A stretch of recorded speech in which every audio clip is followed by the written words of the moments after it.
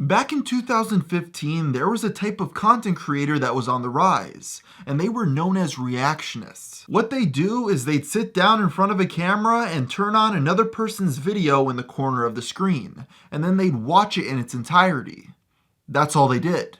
And the most popular of them was a man that went by Jinx. Many felt that these reaction videos were YouTube at its worst. They just take another person's content without permission and watch it in full without even the slightest attempt to make it transformative in nature, so it couldn't even be argued as being fair use. It's one thing to push the limits on what's considered transformative use of another person's work, but oftentimes these channels were just so blatant about it that the community had a backlash. While there was hundreds if not thousands of these channels popping up on YouTube in its prime because of how simple they were to start, as I mentioned earlier, there was one that rose to the top, gaining over 1.6 million subscribers doing it, who went by Jinx.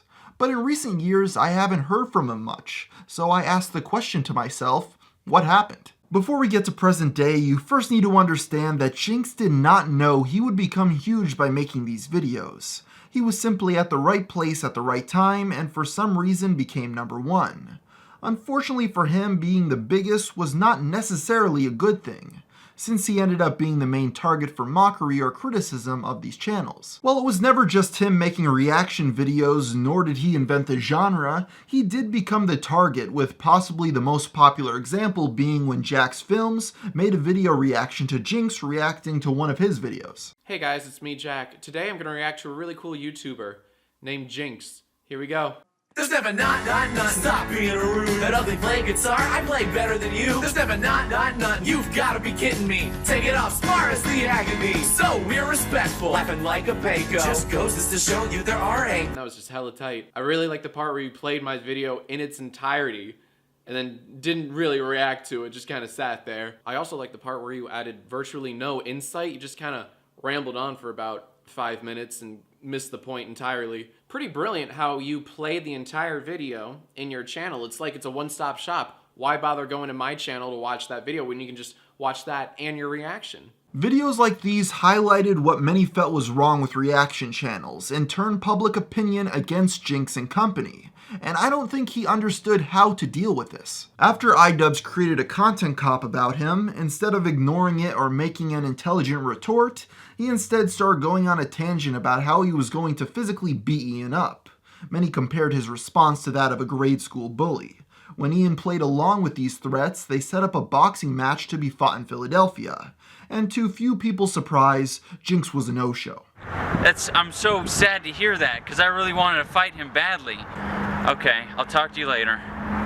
Well guys, it looks like the Jinx fight is officially off. He pussied out. Even after saying things like iDubbbz is a bitch boy on Twitter, he's the one who bitched out.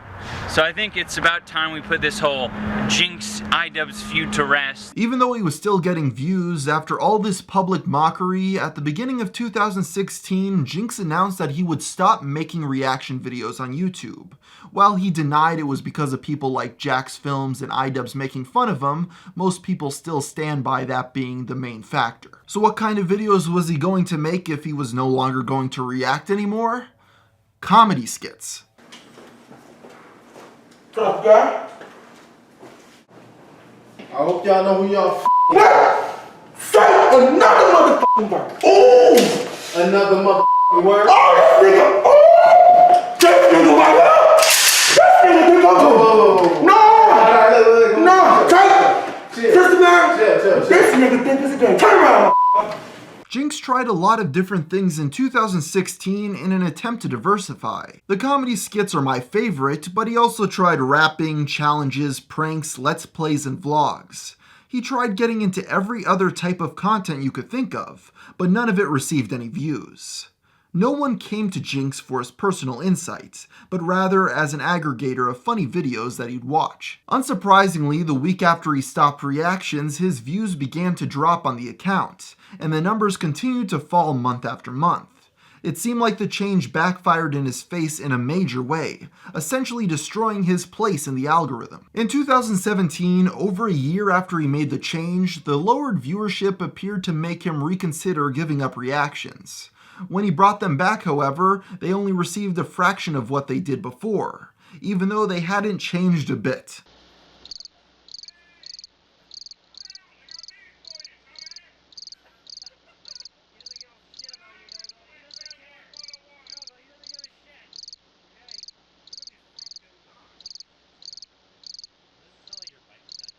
The truth is, when Jinx decided to get back into this sort of content, it was past its prime with the YouTube algorithm no longer promoting it.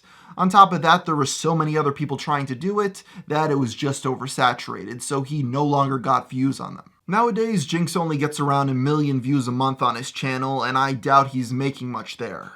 So that's what happened to him. Before I finish this video up today, there is one other reaction channel I want to cover. CJ is So Cool, who was actually Jinx's brother who made the exact same type of content. So let's see where he's at nowadays. Just like his brother, he grew to popularity with reaction videos, but eventually switched content types to family vlogs, the most recent of which receive over 1 million views apiece. So how on earth did this man start pulling in 50 million views a month on his channel? Well, it all has to do with the strange world of family vlogging on YouTube, which he's become very successful at. He spends his days recording his children and people eat it up. One of his most infamous vlogs involves him tricking his kids into eating laxatives as a YouTube prank. That's right, in the video he tricks his children into eating drugs for his subscribers' amusement. After explaining that the reason he was doing this was because his children slept in the night before, he then proceeds to feed them spiked ice cream with laxative in it. Then he waits to film the look of distress and pain on their faces. What's wrong with your stomach? My stomach good. You better go to the bathroom, man. You better go now. Nation, your stomach hurts too? What? I'm sorry. You need to go take a dookie.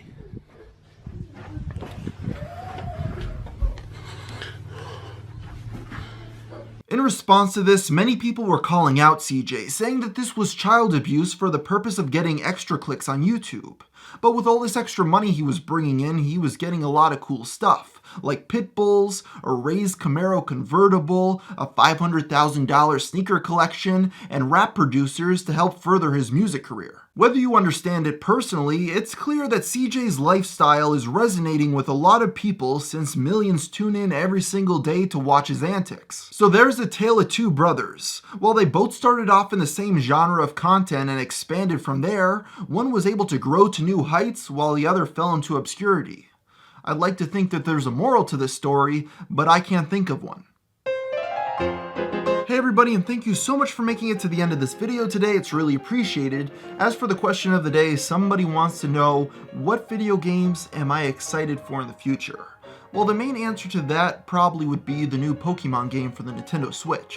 I've been playing Pokemon for a really long time. The first one I got was Leaf Green for the Game Boy Advance, and since then I've been hooked on the series, playing mostly every single main entry. But over time, I have started to outgrow the series, unfortunately.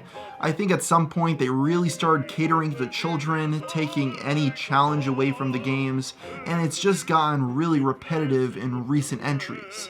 I know they've done little things to try to move the series onward in recent generations, but it feels like they haven't done enough. I'd really like to see Nintendo and Game Freak take the series in a brand new direction, kinda like what they did with The Legend of Zelda and Breath of the Wild.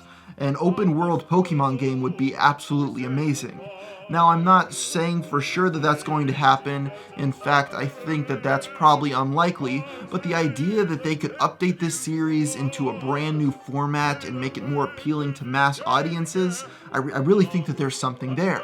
And on top of that, I don't think that it would be a bad idea if instead of adding new Pokemon, they just brought it back to the original 150 and kind of restart nostalgia for the series. All those people that played Pokemon Go a few summers back, you could try to get them in on this brand new game. You have Pikachu, you have Raichu, you have Gyarados, you have all those main 150 that everybody knows about.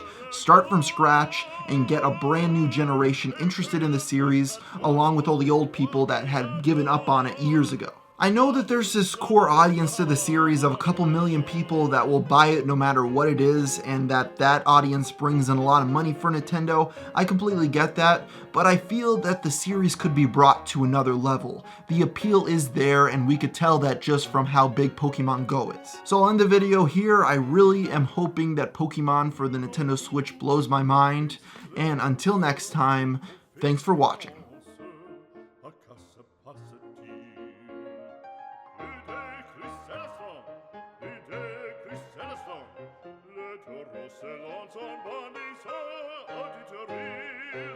Il silence, il entre